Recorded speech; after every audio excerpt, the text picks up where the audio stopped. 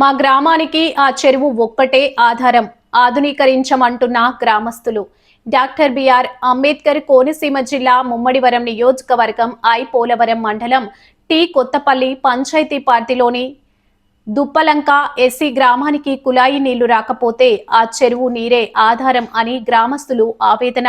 మా గ్రామంలో మంచినీటి చెరువును ఆనుకొని రొయ్యలు చెరువులు నిషేధించాలని కలెక్టర్ గ్రీవెన్స్ లో ఫిర్యాదు చేసిన గ్రామస్తులు.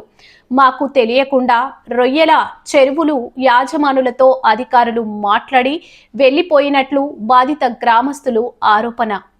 గ్రామంలో సుమారు 50 కుటుంబాలకు పశువులకు తాగునీరు, బట్టలు ఉతకడానికి కుళాయి నీళ్లు రానప్పుడు ఆ చెరువు నీళ్లనే వాడుకుంటాం అంటున్న గ్రామస్తులు.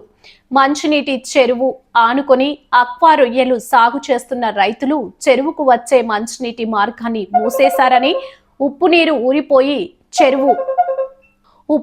ఊరిపోయి చెరువు కలుషితం అవుతుందన్న గ్రామస్తులు. ఉన్నతాధికారులు స్పందించి మా గ్రామంలో మంచినీటి చెరువును ఆధునీకరించాలని గ్రామస్తులు డిమాండ్.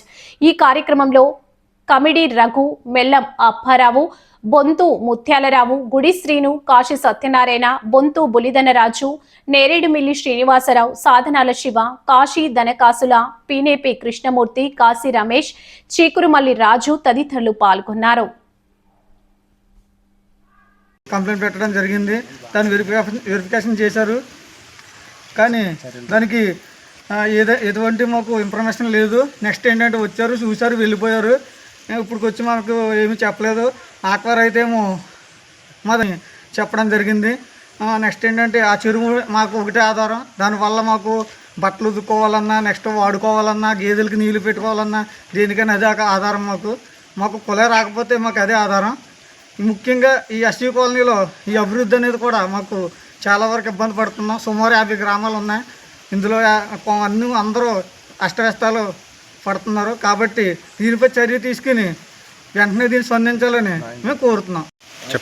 నమస్తే అండి. మాది అంబేద్కర్ కోనసీమ జిల్లా అండి, పోలవరం మండలం టీ కొత్తపల్లి పంచాయతీ దుప్పలం గ్రామం అండి. మాది ఎస్సీ కాలనీ అండి. ఇక్కడ కాలనీ అయితే ఇంచుమించు 50 గృహాలు ఉన్నాయండి. ఇక్కడ దాని ఆనుకొని మంచి చెరువు ఉందండి. మంచి చెరువు ఆనుకునే మన రైలు చెరువు తవ్వారండి. ఆ రైలు చెరువు ఎప్పుడంటే ఒక 20 సంవత్సరాలు తవ్వారండి. అప్పుడు సార్ కంప్లైంట్ ఇచ్చాము ఆల్రెడీ. మేము మా గ్రామస్తులు కలిసి రాక వదిలేమండి దాన్ని. అప్పటి నుంచి మంచి చెరువు పాడైపోయిందండి. దాన్ని ఎవరు పట్టించుకోవడం వదిలేమండి. మా కొల రాకపోతే మా వాడుకోవడానికి నీళ్ళు లేవండి. చుట్టుపక్కల అంత ఉప్పు నీరే ఉందండి. పక్కన ఊటకాలం ఉప్పు నీరండి. పక్కన పంట కాలం కూడా ఉప్పు నీరు వచ్చేస్తుందండి. దానివల్ల మేము ఏం చేయాలి, మనం ఏంటంటే సోమవారం యూనివర్సిటీకి ఇచ్చామండి. వాళ్ళు వచ్చారు, ఆ రైలు చెరువు వాళ్ళని పిలిచారండి. వాళ్ళు అది పర్మిషన్లు ఉన్నాయి, మాకు ఎప్పుడో తెచ్చుకున్న పర్మిషన్లు అన్నారు. చెరువు అయితే వాటలేదని మేము వదిలేసామన్నారు. దానికి చెరువు అయితే ఓటపోతే కూడా లేదండి. వాళ్ళు రావడం వల్ల ఓటపోతే తవ్వారండి. అదే సగమే తవ్వారు, పైపైన తవ్వారు. తవ్వేసండి మంచి చెరువుకి వచ్చి బోధిని అడ్డేస్తారండి. మా గ్రామానికి వచ్చేది ఆ చెరువు తప్ప మాకు ఏమీ ఆధారం లేదండి. ఇక్కడ దానివల్ల అయితే మాకు చాలా ఇబ్బంది అండి. మనుషులకు ఆరోగ్యంగా ఉంది, ఆరోగ్యం పాడైపోతుంది.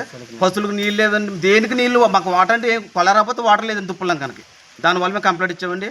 మీరు అధికారులు ఒకసారి చర్య తీసుకుంటారని నేను కోరుచున్నానండి.